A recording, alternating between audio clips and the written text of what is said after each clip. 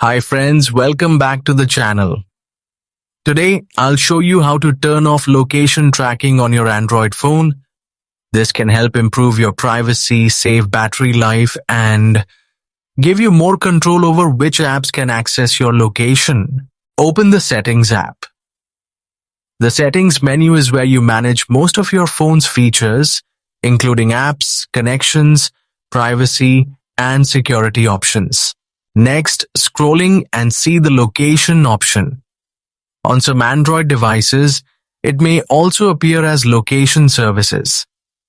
Tap on it to open the location settings page.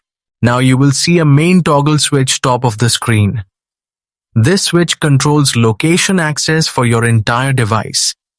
Simply tap the toggle to turn it off. When the switch is off, your phone will stop sharing your real-time location with apps and services.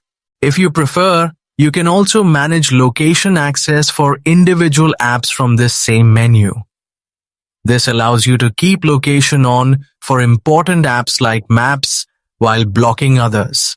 If you found this tutorial helpful, don't forget to like the video, share it with your friends, and subscribe for more simple and useful tech tips.